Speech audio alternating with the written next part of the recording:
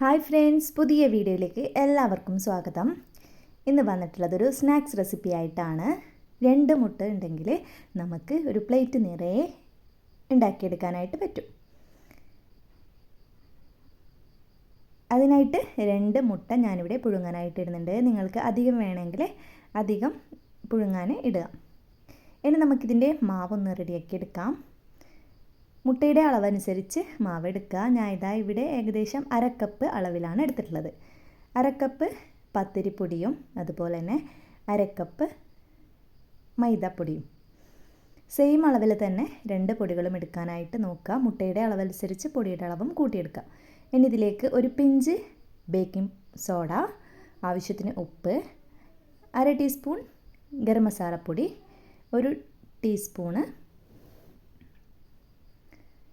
ടീസ്പൂണോ അധികമോ മുളക് പൊടി എടുക്കുക. കാശ്മീരി മുളക് പൊടിയാണ് എടുത്തിട്ടുള്ളത്. ഇനി ഇത് ആവശ്യത്തിന് വെള്ളം ഒഴിച്ചൊന്ന് മിക്സ് ആക്കിയിട്ട് ഈ ഒരു കൺസിസ്റ്റൻസിയിൽ എടുക്കുക. ലൂസായി പോകാൻ പാടില്ല. കറക്റ്റ് തിക്നെസ് ആയിട്ടുള്ള ബാറ്റർ വേണം ഉണ്ടാക്കിയെടുക്കാൻ.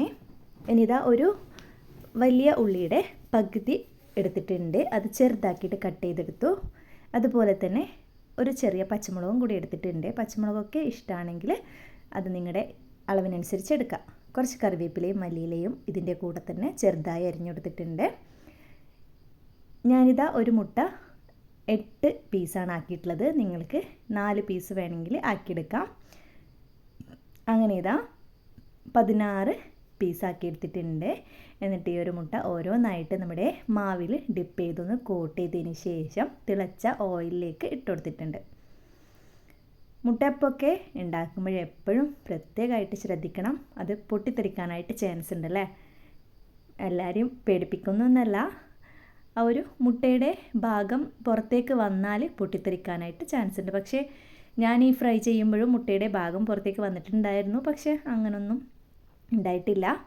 ജസ്റ്റ് മാവ് കോട്ടിങ് ഉണ്ടായതുകൊണ്ടായിരിക്കണം അങ്ങനെ സംഭവിക്കാതിരുന്നത്. മുട്ട വെച്ചുകൊണ്ടുള്ള ഈ ഒരു ഈസി സ്നാക്സ് ഇവിടെ റെഡി ആയിട്ടുണ്ട്. എല്ലാവരും ഒന്ന് ഉണ്ടാക്കി നോക്കുക.